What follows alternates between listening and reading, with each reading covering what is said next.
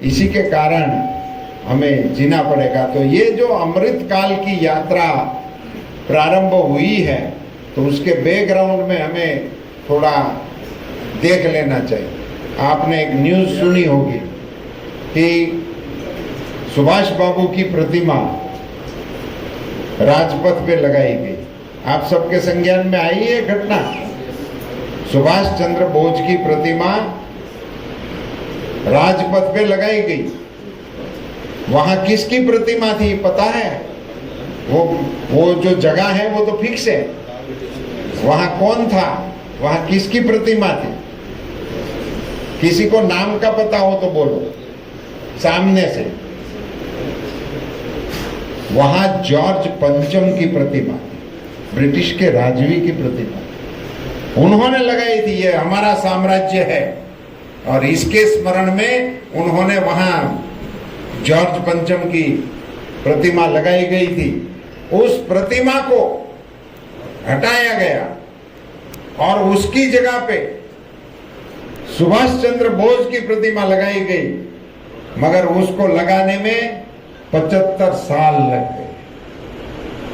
और आज मैं मेरे तेलंगाना के इस गजवेल के, ये गजवेल शब्द जो है ना, हाँ, गजवेल शब्द जो है ना, वो हमारे गुजराती में इनका एक अर्थ और होता है। जिस लोहा को बहुत तपा के और फिर इसकी जब तलवार बनानी होती है, वो इस धातु की जो प्रक्रिया करते हैं ना, उसको गजवेल बोला जाता है। उसी प्रक्रिया को गजवेल बोलते हैं। इसलिए हमारे यहाँ के साधारण लोहा नहीं है, एक गजवेल लोहा है, ऐसा बोला जाता है। ऐसे युवाओं को मैं पूछना चाहता हूं, आप अपना दिमाग लगा के मुझे जवाब देना। ये आजादी के 75 साल के बाद सुभाष चंद्र बोस की प्रतिमा राजपथ क्लब पे लगी नहीं होता तो क्या ये प्रतिमा लग सकती थी? ऐसे क्यों बोले डरते डरते? लग सकती थी। ये आपकी समझ में गर है तो उस राजनीति को आगे बढ़ाने का काम करने का जिम्मा अब तुम्हारे।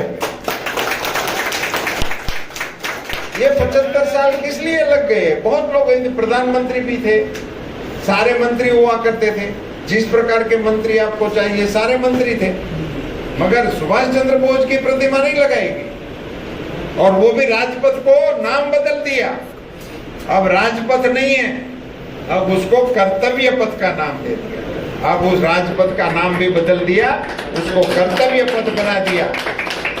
ऐसा करने का मैं ये आज 2-3 चीजें आपको बताने वाला हूं। ये होता नरेंद्र मोदी नहीं होते तो नहीं होता। ये कश्मीर की 370 की जो कलम थी 370, ये भारत की आजादी के समय पे सारे देश के राजाओं को एकत्रित करने का काम सरदार साहब कर रहे थे।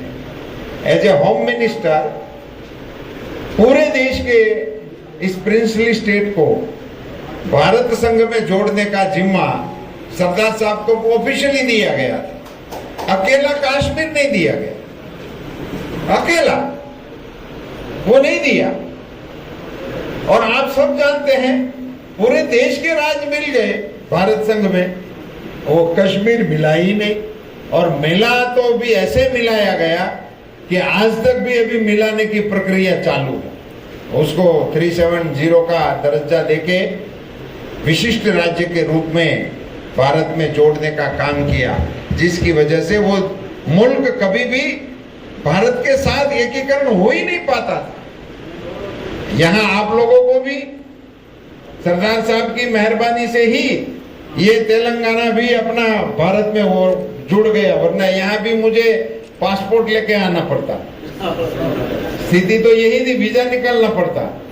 ये सरदार साहब की देनगी है कि उन्होंने यहाँ भी किया। हमारे गुजरात में भी एक ऐसा मुल्क था, जूनागढ़ था, वो भी नहीं हो रहा था। ये सब जो हो रहा था उसमें उस कालखंड में जो रह गया उसको भी ठीक करने का काम इसी कालखंड में प्रधानमंत्री नरेंद्र मोदी जी और अमित शाह ने मिलकर ये 370 को हटा दिया और आज कश्मीर भारत के साथ घुल मिल गया। कुछ चीजों का लोग जिक्र ही नहीं करते। ये 370 था और नहीं है तो क्या फर्क हो गया। आपको बताना चाहता हूं कि यहाँ जो देशवासियों को ये मिल रहा है, ये कश्मीर में नहीं मिल रहा था। ये कोई बोलता ही नहीं है, वो कोई कहता भी नहीं है। जिन्होंने इतने साल शासन किया वो भी नहीं बोल रहे। अभी जाके वहां ये हमारे पिछड़े हुए बंधुओं को अभी इनके अधिकार देने का काम ये 370 खत्म होने के बाद वहां शुरू हुआ। वहां नीचे ग्राम पंचायत होती ही नहीं थी, कोई चुनाव ही नहीं करता था। जो भी पैसे भारत से जाते थे, 2-4 परिवार के लोग मिल बैठकर इसका जय श्री राम कर देते थे। कहीं नीचे कुछ पहुंचता ही नहीं था। अब सारा कारोबार ठीक तरह से वहां हो रहा है। एक और घटना मुझे आपके संज्ञान में लानी है। जैसे ये सुभाष बाबू का हुआ, जैसे ये कश्मीर का हुआ, ऐसे ही हमारे नौसेना में, हमारे आजाद भारत की नौसेना में 75 साल के बाद हमारे नौसेना के ध्वज में ब्रिटिशरों का ध्वज चालू था। जो वो चलाते थे, वो जब ब्रिटिश को रूल करते थे, उस समय जो चिन्ह था वो अभी तक रहा। 75 साल तक आजाद भारत की नौसेना में भी वही चिन्ह रहा, भारत की नौसेना का। अभी पिछले महीने मोदी जी ने विक्रांत जहाज को भारत के नौसेना में शामिल करने के लिए गए, खुद ने उस जहाज को नौसेना में शामिल किया। उसी समय उन्होंने उस ब्रिटिश ध्वज को उतार दिया और उनकी जगह पे अभी तालियां बचा के रखो, अभी बचा के रखो, वो ध्वज ब्रिटिश वाला निकाल दिया। उस पर ताली बजाने की जरूरत नहीं, उसको तो 75 साल लग गए बदलने में, 75 साल लगे। आजाद भारत की नौसेना में वो ब्रिटिशों का झंडा अभी तक रहा, उसको निकाला मोदी जी ने, मगर उसकी जगह पे जो लगाया वो हिंदुस्तान के युवाओं के दिलो दिमाग पे राज करने वाले छत्रपति शिवाजी महाराज की सेना में जो लगता था। शिवाजी महाराज की नौसेना थी। हिंदुस्तान के इतिहास में हमारे जितने पुराने राजवियों के इतिहास है, इसमें बहुत कम लोगों के नौसेना के बेड़े हैं। किसी का मैंने तो नहीं सुना है, इसलिए नहीं था ऐसा मैं नहीं बोल सकता। मैं हिस्ट्री का विद्यार्थी नहीं हूं इसीलिए, मगर मैंने नहीं सुना है। शिवाजी महाराज के पास ही नौसेना थी, अकेले शिवाजी महाराज के साम्राज्य में नौसेना थी। और पूर्वी अरबी समुद्र के अंदर शिवाजी महाराज की नौसेना का दबदबा रहता था।